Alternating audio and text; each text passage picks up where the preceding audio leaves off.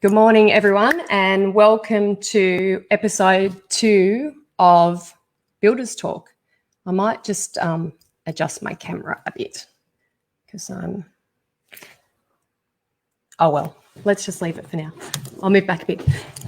So today I wanted to talk to you about, so last week I spoke about how I got into the building industry, and this week I would love to talk to you about how I guess decided that I wanted to come here and speak to you on this show. And so I'll start with, imagine you're sitting in your lounge room. Your heart starts racing. You can't breathe properly and your chest feels heavy. This was me sitting in my lounge room, probably back in 2013. I didn't know what was happening. So I rang my husband, Ross, and I said to him, I can't breathe. I feel like I'm having a heart attack. My breath's really shallow, feel really heavy in the chest. And he said he wasn't around. He wasn't here. He wasn't able to help me. So he said, call your mum and dad. So I called my mum, I called my dad and said, you need to come take me to the hospital and someone needs to stay with the kids while I'm at the hospital. So mum came over, she took me to the emergency department, dad stayed with the kids. So went to the emergency department. As soon as I mentioned heart attack, I've never seen them move so quickly. Mention a heart attack and you're straight in that ER door. There's no waiting around in the waiting room like you do sometimes. So they took me straight in. They hooked me up to ECG machine. They took blood tests. They did some tests while I patiently waited for the results. The doctor came in to deliver the news of what they thought was the problem. I was sitting back thinking, oh my God, am I having a heart attack? I'm only young. I don't know, probably was 10 years ago, so 35 or something. And he delivered the news and everything was fine. And I was like, oh my God, that's a relief. I'm not having a heart attack. But why was I feeling this way? I didn't understand why I was feeling this way. And then he asked me this really strange question. And he looked at me seriously and he said, Angela, have you had thoughts of suicide? And I was like, no, I just thought I was having a heart attack. And I sort of, they discharged me from the ER room and I went back home and I was like, why? That's a really weird question. Why would the doctor ask me that? And I couldn't quite work it out until later on, I finally worked out I was having an anxiety or a panic attack. And I'd never felt that before. I'd never had an anxiety attack or I'd never had a panic attack before. And, I'd heard people talk about them, but that just wasn't me. I'm fairly laid back and, whatever happens, happens. And so I sort of started to think, well, what has caused this? What has caused this to happen to me? So I'll just give you a bit of a backstory to why I think that this panic attack came about. So back in 2012, we just got through the GFC and we'd sold our display home and we were moving into a showroom on the main road in our area because obviously times have been tough through the GFC, didn't have a lot of work. So we tossed up what was the best move for our business to make us, some more money and put us in a better position because, when you start your business, that's what you think you're going to have, lots of money. So we sold the display home and we started fitting out the new showroom. And then it all just sort of started to fall apart. Because we'd sold our display home, it had changed our equity position with the bank. And they basically, at the time, because of going through the GFC and they started cracking down on all the loans and all that sort of thing, they called in the excess funds that we had from that sale and basically took that money and paid down our loans. And we then no longer had the funds to complete the new showroom that we just put a lease on for 3 years. And we were halfway through that. So anyway, we continued on and thought it's okay. We'll be able to pull money from, within the business. We'll just get another house to build. That'll give us the money back that we need. It just, as they say, it comes in threes. Another thing happened. So we had the ATO called and they decided they were going to do an audit on us. So you can imagine the stress going through an audit through the tax office. And we got a ruling that wasn't in our favour, and that's probably another story for another show. But basically came out of the GFC, thought we'd got through it, and then had bang, bang, bang, just, one after the other of bad news or the things that took away some of that cash flow that we thought we had within the business. So we decided it pretty much bankrupted us. And we went to the bank and spoke to them, can we give back the money that you've taken from us? And no, there was no way they were going to give it back. So we had to make a decision. Are we going to fight this or are we going to throw in the towel? And if anyone knows me, I don't really give in very well. And even my year 5 teacher had determined that when I was, 10 or 11 years old, and had written on my school report that I was strong-headed. So decided to fight. But I guess letting people know that starting your own business is not how you imagine it. You imagine you're going to be able to take these long holidays and you're going to be able to take days off when you want, pay off your home loan, and none of this was happening. So I'll now sort of, I guess, go back to the day that I actually had the anxiety attack. So we're fitting out the showroom, and my husband Ross's mum had been diagnosed with terminal cancer. And I said to Ross, go, you need to be with your mum. She lived in Sydney and you need to go and be with her. So I sent him off down to Sydney, and I thought, this is a good opportunity for me to show him that I can keep the business going and everything will be fine. And we had a tiler in the showroom at the time.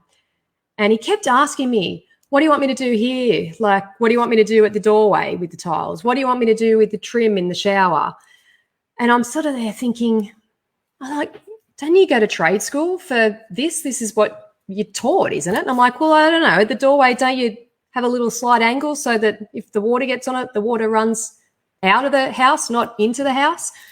So I was constantly on the phone to Ross, and I was like, this is not fair. Ross's mum's really unwell and he really needs to spend time with his mother. And so it basically got me thinking, why are these guys asking for all this information? Why are we having so much issues with, clients or anything like that? So I started sort of, I guess, a search to find a better way to do business, and started coming to the realization that the only way to improve your business is by you improving it, and no one's going to help improve that, and no one's going to help you. I really learned that during that time that Ross was away for 2 months. I thought, and he thought, that our employees and that other trades would step up a little bit and see that I was trying to do all the work, not only running the job sites, but also doing, paying the payroll and bills and the marketing and trying to get clients in. And that's when I really came to the understanding that that's not going to happen, and that the experience that we need to give them has to change. And that's not just for the customers, the experience of the customers, that's the experience of the guys that do actually do work for you. What we're providing them for paperwork, or making it clear on what we actually wanted. So the questions he was asking me was, I hadn't been clear. I hadn't clearly told him what the scope of that job was that I wanted him to complete. And that was sort of when I realized, okay, even though they've gone to trade school and they should know this stuff, I still need to direct them as to what I'm expecting of them. So I started this, search for finding ways to do better business, and sort of there was coaches around, and, I started looking at all these different options. And I guess the push that really pushed me into deciding that we really need to do something was a local builder had unfortunately committed suicide. And I remember how that made me feel, because I knew the stress that is within the industry, and I feel it every day. Like, I did all the stuff to do with the money. So my husband necessarily didn't see some of the stress that I was holding or in relation to how much money was coming into the account, all that type of stuff. So I really felt for this builder and thought, I really know why he's done what he's done. This particular builder, his sons both worked with him, and I can imagine that he had this whole weight of his whole family being, he was making the money to pay his family, and I can understand that would have been such a big, heavy weight that he was carrying, but he hadn't told anyone. His son I was speaking to at the funeral, and he said, "Ange, I didn't know that there wasn't any money in the business. He never discussed it with us, and if he did, we would have just told him to just forget everything. We would have just dropped everything and not worried about it. We would have just walked away." But as builders, a lot of that is not put out there and not told, and those stories aren't out there. So yeah, I started looking for coaches and better ways to do things, and found various coaches within the industry. But what I was finding was that these guys were really good at telling you what to do and what to do in your business. So, okay, go and get business cards. Okay, I'll get some business cards. Go and put signs on your building sites. Okay, I'll go and put signs on my building sites. And become a specialist, become a specialist. So you, instead of just being a Tom, Dick and Harry builder, not really Tom, Dick and Harry, but a builder that basically does everything, jack of all trades, to become a specialist in something. And to become a specialist in something, this got me thinking, I'm like, how can I be a specialist in something if I haven't been taught how to be a specialist? They all talk about, the doctors are specialists, but they spend years and years and years of training to become a specialist in one particular area. And I really felt that was like lacking in the industry as to what they were just saying, this is what you need to do, but there was no real way of how you were actually doing that. So to become a specialist, you can't just put a sign up and say I'm a specialist, because the clients are that savvy now that they'll just see straight through that. They will see that you can't just call yourself a specialist, write a few big words on your website. There's so much more behind being a specialist, and you'll soon get found out that, you've got to have the actions of a specialist, not just the name of a specialist. So it really comes back to having to not just know what to do, but to how to do it, and trying to find that information. A lot of the coaches that I sort of was looking into and trying to decide, well, where am I going to find this information that is relevant to the building industry? And a lot of them didn't really have any backgrounds within the building industry necessarily. They might have been like an accountant that was good with numbers, and they were just teaching about, get your numbers right in your business, increase your margin.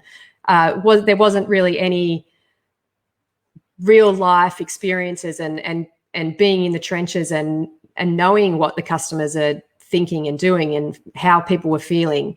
So I started this journey along the way to get that information, and along the way I'm hoping to help reduce suicide in the industry and to improve the mental health within the industry, because it really does destroy a lot of the family relationships, family breakups.